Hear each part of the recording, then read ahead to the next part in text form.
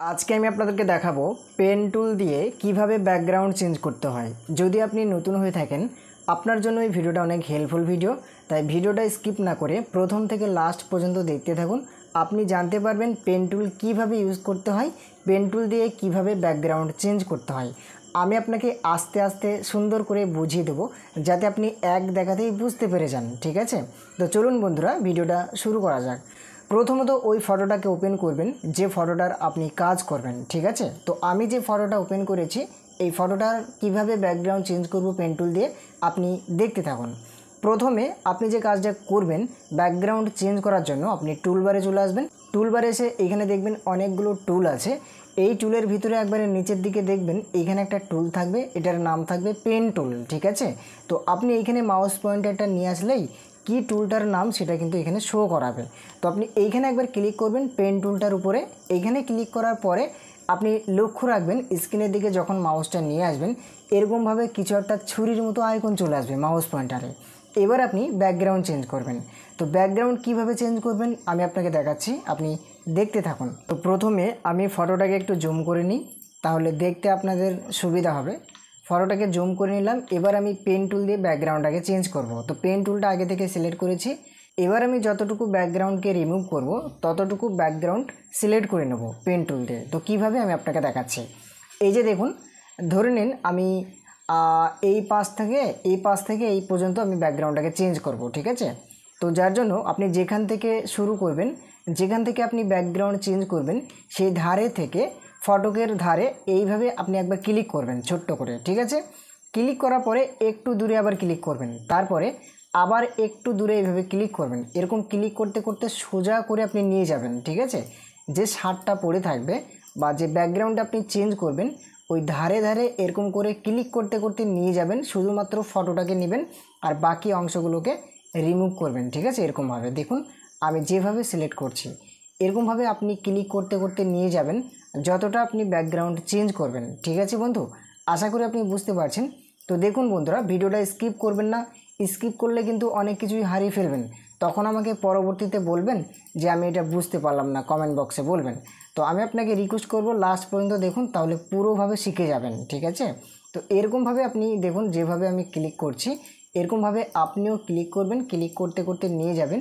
আমি আস্তে আস্তে দেখাচ্ছি যাতে আপনার বুঝতে সুবিধা হয়। আমি যদি হটপট করে স্পিডে খুব তাড়াতাড়ির মধ্যে ভিডিওটাকে ছেড়ে দিই তাহলে তো আপনি বুঝতে পারবেন না, তাই না, কোনটাতে কি দেখালাম আর কোনটাতে কি করলাম। তার জন্য আমি আস্তে আস্তে করে বুঝিয়ে দিচ্ছি যাতে আপনারা এক দেখাতেই বুঝে ফেলেন। আর আমার প্রতিটা ভিডিও আপনি যদি দেখেন বুঝতে পারবেন, খুব ধীরে ধীরে বোঝানো আছে, আস্তে আস্তে বোঝানো আছে যাতে আপনি বুঝতে পেরে যান খুবই তাড়াতাড়ির মধ্যে।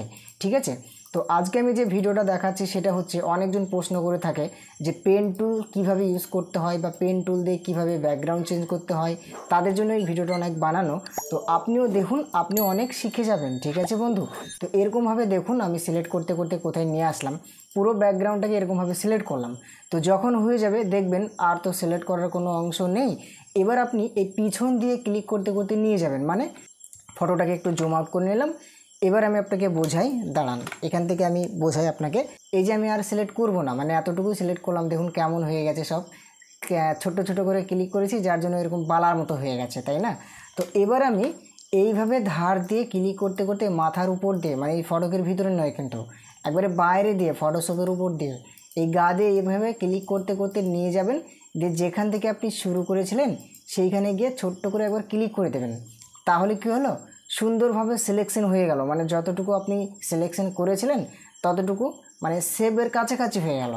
এবার আপনি কি করবেন, কন্ট্রোল এন্টার প্রেস করবেন কিবোর্ড থেকে, তাহলে যতটুকু অংশ আপনি সিলেক্ট করলেন ততটুকু অংশ আপনাকে সিগন্যাল দেবে। কিভাবে দেখুন, কন্ট্রোল এন্টার প্রেস করে দিলাম, সঙ্গে সঙ্গে অতটুকু অংশ সিলেকশন হয়ে গেল।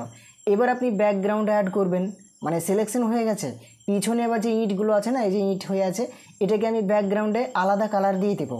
তো কিভাবে, তার জন্য প্রথমত এরকম কাজটা করবেন। তারপরে ব্যাকগ্রাউন্ড চেঞ্জ করার জন্য আপনি নিচের দিকে আসবেন, এই টুলবারে এসে দেখবেন দুটো কালারের বক্স আছে। প্রথমকার কালারের বক্সটাকে বলে ফরগ্রাউন্ড কালার আর নিচেকার কালারের বক্সটাকে বলে ব্যাকগ্রাউন্ড কালার। তো আপনি যেহেতু ব্যাকগ্রাউন্ড কালারটা চেঞ্জ করবেন যার কারণে ব্যাকগ্রাউন্ড কালারের উপরে একবার ক্লিক করবেন। এইখানে ক্লিক করার পরে এরকম একটা কালারের বক্স দিয়ে দেবে আপনাকে। এবার আপনি সেই কালারটা দিবেন যে কালারটা আপনি ব্যাকগ্রাউন্ডে দেবেন। ঠিক আছে, তো কিভাবে, যে এখানে বিভিন্ন রকমভাবে কালার আছে দেখুন। তো আমি আপনাকে দেখানোর জন্য এখান থেকে আমি এই ব্লু কালারটাই দিই, হ্যাঁ, যেহেতু ব্লু কালার ব্যাকগ্রাউন্ড বেশি হয়। তো আমি এখান থেকে ব্লু কালারের উপরে একবার ক্লিক করলাম, দিয়ে উপরের দিকে লক্ষ্য রাখুন ওকে বলে লেখা আছে, এখানে একবার ক্লিক করে দিলাম। এবার আপনি বলবেন কোথায় গেল, ব্যাকগ্রাউন্ড তো সিলেক্ট হলো না। এবার আপনি কিবোর্ডে আসবেন, কিবোর্ডে এসে কন্ট্রোল ব্যাক স্পেস করবেন, তাহলে দেখবেন সুন্দর হয়ে ব্যাকগ্রাউন্ডটা রিমুভ হয়ে গেছে। এই পিছনে ইট ছিল না, দেখুন আমি আপনাকে দেখাই। আমি কন্ট্রোল জেড প্রেস করলাম, দেখুন আগের মুহূর্তে চলে আসলো, তো ইট হয়ে আছে। তো আমি যদি এবার কন্ট্রোল ব্যাক স্পেস করি, দেখুন সঙ্গে সঙ্গে ব্যাকগ্রাউন্ডটা রিমুভ হয়ে ব্লু কালার হয়ে গেল, সেটা আপনি ভালোভাবে বুঝতে পারছেন। তো এই যে সিলেকশনটা হয়ে আছে এখনও অবধি এটা যায়নি, তো এটাকে রিমুভ করার জন্য আমি কিবোর্ড থেকে কন্ট্রোল ডি প্রেস করে দিলাম, দেখুন ওটাও কিন্তু চলে গেল। কতই না সুন্দরভাবে এবার ব্যাকগ্রাউন্ডটা রিমুভ হয়ে গেছে দেখুন। এবার আমি ফটোটাকে একটু ক্রপিং করে নিই, ঠিক আছে, মানে যতটুকু অংশ আমি নিব। একটা পাসপোর্ট সাইজ ফটো বানাতে গেলে কতটুকু, আপনি কি পুরোটা পাসপোর্ট সাইজ করে দেবেন? না, আপনাকে পাসপোর্ট সাইজ করে কেটে নিতে হবে ছোট্ট করে। তো আমি এখানে একটা পাসপোর্ট সাইজ মাপ দিয়ে নিচ্ছি, এই যে ক্রপ টুলে সিলেক্ট করে এখান থেকে একটা মাপ দিলাম 1.2 ইঞ্চ আর 1.5 ইঞ্চ দিয়ে সুন্দর করে এইভাবে ফটোটাকে কেটে নিচ্ছি, যতটুকু অংশ আমি নিব। দেখুন এরকমভাবে কিবোর্ডের অ্যারোগুলো প্রেস করে করে আমি ফটোটাকে সুন্দরভাবে কেটে নিচ্ছি, আপনি ওইভাবে কাটবেন, ঠিক আছে। এরকম কাটার পরে এরকমভাবে আপনি সিলেকশন করার পরে আপনি উপরের দিকে লক্ষ্য রাখুন, টিক চিহ্নদের একটা আইকন, এইখানে ক্লিক করে দেবেন, তাহলে অতটুকু অংশ সিলেক্ট হয়ে যাবে। এবার দেখুন এই ফটোটাকে আমি পাসপোর্ট সাইজ করে প্রিন্ট করে দিতে পারবো। তো ফটোটা দেখুন বন্ধুরা সব ঠিক আছে, কিন্তু একটু ঘোলা লাগছে আর কালো লাগছে, তাই না? তো দেখুন এই ফটোটাকে কিছু একটু করে দিই যাতে দেখতে ভালো লাগে, একটু ফর্সা ফর্সা লাগে। তার জন্য আপনি যে কাজটা করবেন সেটা হচ্ছে কিবোর্ড থেকে আপনি একবার কন্ট্রোল এম প্রেস করবেন, ঠিক আছে। এই অবস্থায় কন্ট্রোল এম প্রেস করার পরে দেখবেন এরকম একটা আপনাকে কার্ভসের বক্স দিয়ে দেবে।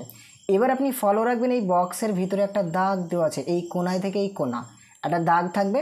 তো আপনি এই দাগের মধ্যে নিয়ে আসবেন মাউস পয়েন্টারটা, ঠিক আছে। দাগের এই মিডিল পয়েন্টে নিয়ে এসে মাউসের বাঁ দিকের সুইচে ক্লিক করে ধরে যদি আপনি উপরের দিকে এরকমভাবে টানেন, এবার আপনি ফটোকে দিকে লক্ষ্য রাখুন, দেখুন অনেকটা লাইটনেস হচ্ছে, তাই না? যে কালোটা ছিল সেটা একটু কেটে গেল, হালকা কেটে গিয়ে লাইটনেস হয়ে গেল।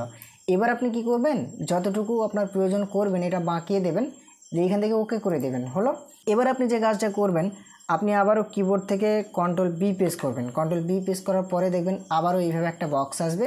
তারপরে আপনি নিচের দিকে লক্ষ্য রাখবেন, এইখানে তিনটে অপশান দেওয়া থাকবে, একটা মিড টোনস, একটা হচ্ছে শ্যাডোস, আর একটা হচ্ছে হাইলাইট। তো আপনি হাইলাইটে একবার ক্লিক করবেন এই পয়েন্টে, দিয়ে এই যে ইউএলও লেখা আছে না, ইউএলওর পাশে যে দাগটা দেওয়া আছে লম্বা, দাগের মিডিলে দেখুন একটা পয়েন্ট আছে, এই পয়েন্টটার উপরে মাউস পয়েন্টারটা নিয়ে আসবেন, আপনার মাউসটা নিয়ে এসে বাঁদিকের সুইচে ক্লিক করবেন মাউসের, দিয়ে বাঁদিকে এইভাবে ঠেলে দেবেন, দেখুন হালকা ইয়েলো হয়ে যাচ্ছে না, ফটকের মুখটা দেখে ফলো রাখুন। এইভাবে আপনিও হালকা ইয়েলো করে দেবেন যাতে দেখতে ভালো লাগে। দিয়ে এইদিকে দেখুন উপরে ওকে বলে লেখা আছে, এটাতে ক্লিক করে দেবেন, তাহলে দেখুন ফটোটা যে কালো ছিল সেই কালো ভাবটা কেটে গিয়ে মোটামুটি লাইনে এসে এবার আপনি এটা প্রিন্ট করে দিতে পারেন। তো আমি আর একটু কাজ আপনাকে করে দেখাই। আমি টুলবারে এসে এখান থেকে আমি ব্রাশ টুল সিলেক্ট করলাম, এটা আপনারা সবাই জানেন, ভালোভাবে জানেন।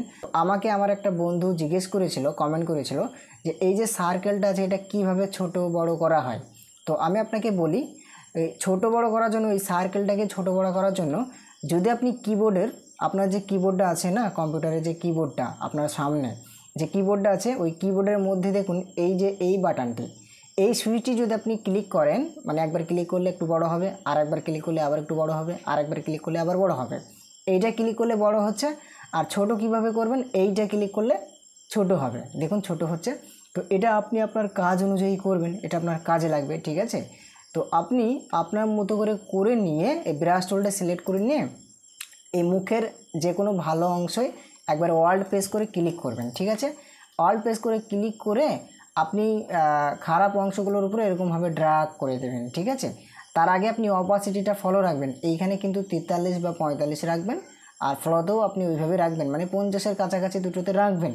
রাখার পরে এরকমভাবে ড্র্যাগ করে ভালো অংশের উপরে ক্লিক করে এরকমভাবে সুন্দর করে আপনি যে অংশটা কালো কালো ভাব লাগছে সেই অংশের উপরে একবার এরকম করে ড্র্যাগ করে দেবেন, দেখবেন ফটোটা মোটামুটি লাইনে চলে আসবে, দেখতে একটু পরিষ্কার পরিষ্কার লাগবে, ঠিক আছে। দেখুন মোটামুটি লাইন এসছে না, আগে কেমন ছিল আপনি সেটা ভালোভাবে দেখতে পাচ্ছেন। এরকম করে দেবেন, দেখুন বেশি কিছু করার দরকার নেই, তাহলে একবারে খারাপ হয়ে যাবে, তখন দেখতেও খারাপ লাগবে। তো এবার আপনি যদি মনে করেন মাথার চুলটা কালো করবেন, তাহলে আবারও সেই টুলবারে আসতে হবে, যে কোনো কাজ যদি আপনি করতে চান প্রথমে আপনাকে টুল বার থেকে নিতে হবে কাজটাকে, ঠিক আছে, বুঝতে পারছেন। তো এই টুল বারে সেখান থেকে যে হাতের মতো টুল আছে এটাকে ব্রাউন টুল বলা হয়, এটা ক্লিক করবেন মানে চুল কালো করার জন্য। আমি এইটা ইউজ করি যার জন্য বলছি, অনেকজন অনেক রকমভাবে চুল কালো করে, তো আমি এইটা করি। তো এই ব্রাউন টুলটা সিলেক্ট করে ব্রাউন টুল সিলেক্ট করবেন। সিলেক্ট করে আপনি কি করবেন, মাথার উপরে এই সার্কেলটা ছোট বড় করে মাথার উপরে এরকমভাবে ঘষবেন। দেখুন কতই না সুন্দরভাবে কালো হচ্ছে তো, কালো হচ্ছে না লাল হচ্ছে, কালো হচ্ছে, সেটা আপনারা ভালোভাবে বুঝতে পারছেন।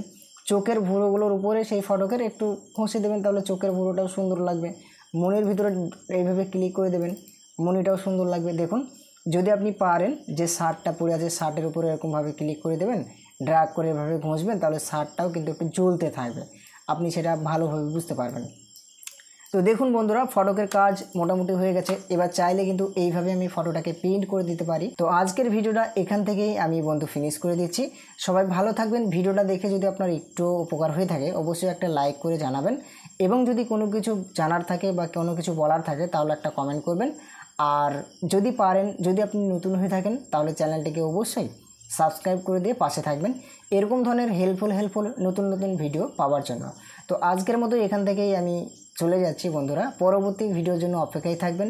আবারও নতুন একটা ভিডিও নিয়ে আসতে চলেছি। ভালো থাকবেন সবাই, ধন্যবাদ।